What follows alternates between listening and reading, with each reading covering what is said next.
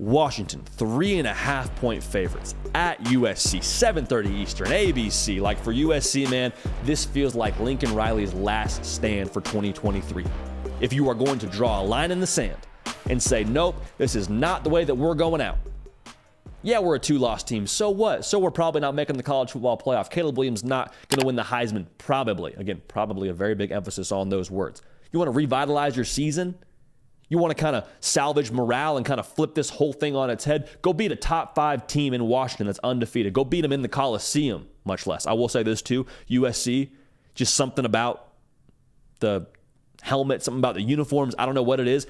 They typically find a way once a year, historically at least, under Clay Helton, under Pete Carroll, heck, under Ed Orgeron. Like they typically are known for getting a sneaky win like this late in the year. So Washington favored by 3.5, but I'm just saying that's something we've known from USC to be as a brand. So for Washington now, they got everything to play for. Everything to play for. Undefeated. College football playoff is within their grasp. We'll see where they stand in the rankings tonight. Pac-12 title game, charging head-on towards it. They got Utah next week, but it feels like for Washington now, like it's been a weird feel around this team since they played Oregon. Like since they beat Oregon at home, 3-point win, it was emotional. I'm sure like very weird last 2 games for them. Had a rock fight against Arizona State. Yes, a rock fight. Took a defensive touchdown for Washington to win that game. And they played Stanford, and that game was close. So, like, very, very weird last 2 weeks for Washington. If they're able to kind of get their composure back in this game, that's kind of what I think it is for Washington. Big composure check for the Huskies headed to the Coliseum. Now, I think there's a lot to talk about within this game, obviously, around the offensive side of the ball. But, like, USC's defense is going to be the talking point for everybody this week, right? Can USC do something defensively? I'm here to tell you they cannot stop Washington on I'll rephrase that. USC defensively cannot stop Washington when they have the rock. And I'm not saying that to be down on USC. I'm just saying Washington, we know what they have on the outside. It's an NFL quarterback. It's several NFL wide receivers. They're not going to be able to keep pace with what USC has or with what Washington has on the offensive side of the ball if you're USC's defense. So I think for USC now, you got to go back to last year's tape in a couple of games. We need an Alex Grinch, yes, I'm saying this, an Alex Grinch takeaway special if you're USC. Because if it's a track meet, I don't love USC's chances to keep pace. And not because I don't love Caleb Williams, because I've seen a couple of times this USC offense have trouble and have enough gas in the tank to really roll how you would need them to roll in this game. Now, I understand Washington had the fall off against Arizona State. I get that, but like at the end of the day, I trust Washington a little bit more to score points. So last year for USC, they were taking the ball away right around 2 times a game. We say takeaways and turnovers aren't really an identity, and I don't think they are, but you've shown the ability to do it if you're Alex Grinch defensively. It's high risk, high reward kind of style in Washington, man. They're giving it away 1.5 times a game. This is the game where you might need to have more possessions. Like, as good as these offenses are, it might be who has the ball last. That's who wins. Can USC find a way to create extra possessions? And some of that's going to look like the safety play. Like USC, their safeties have to be able to make plays when the ball is in the air. It's kind of a no-dust statement. But the way that Washington wants to press the ball down the field, there's a reason that 1.5 takeaway number, or giveaway number rather, is under Washington's box score. There's a reason why they're turning it over at that kind of clip. Because they're willing to risk it, because they're willing to take their shots deep.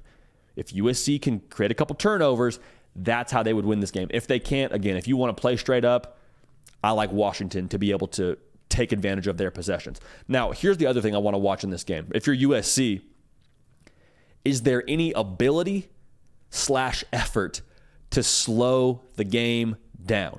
It sounds crazy because Lincoln Riley's, calling the shots here, and you got Caleb Williams playing quarterback. And conventional wisdom would tell you, hey, we got to score as many points as possible to win. We got to score on every single possession. Maybe that's the case, but I think you also want to keep Michael Penix Jr. watching this game as much as possible. And to be real, you probably want your defense watching this game as much as possible as well. So what do you do if you're USC? You got to find a way to run the football. And it doesn't mean you can't go no huddle, but maybe it's a sugar huddle. And a sugar huddle is essentially where everyone's kind of standing around looking to the sideline. You're not on the ball yet, but you're also not, in a huddle just waiting for the clock to tick down. Take a little bit off the clock, Wait till that play clock gets right around 15 seconds. Then we get the call in, we get settled, snap the ball with 5 seconds left on the play clock. Because Washington, as good as they are offensively, we've seen now and talked about it a couple times, what they have in the trenches defensively is what we like to call on this show suspect. I don't trust it. I don't trust it one bit. And USC, they're running the football at 5 yards a carry. So if you can take Michael Penix Jr. a little bit out of the game with how you do running the football, and you keep Caleb Williams and the best part of your football team offensively on the field for USC, that could be a path for USC to victory. Now, here's what it all comes down to for me. And it's not X's and O's, and it doesn't have anything to do with the scheme. It doesn't have anything to do with, like, the actual personnel in this game. Like, where are these teams at? Where are they at? Because USC, we got a 1-point win over Cal. What's up with that, man? Like, I don't think that's a personnel thing. I don't think that's a talent level thing because USC from a roster standpoint should blow Cal out of the water.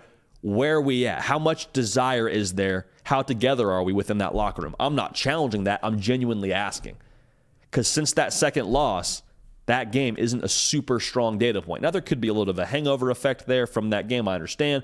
But, like, where are we at if we're USC? Same question for Washington. We're reading the press clippings a little bit. You had game day come to Seattle and you beat Oregon by 3 points, and then, like, where have we been? We're in games with teams that we have no business being in games with. Arizona State took a defensive touchdown to win that game. What's up with that?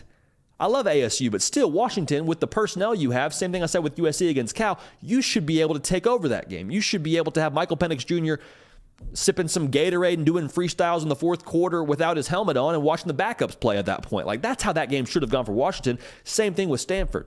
Now, I know Stanford kind of found themselves against Colorado and played well in that game, and they're sneaky, they're scrappy. I get all that, but, like, again, they have no business making this a game in the fourth quarter where they're dropping a pass on fourth down to where your offense has been able to get back on the field and pull away in that game. Like, there should be no pulling away from Stanford in the fourth quarter if you're Washington. So I question, where's the psyche at for both these teams? Who is in the most competitive, healthy mindset to win this game? Now, to be real with y'all, I think that's Washington.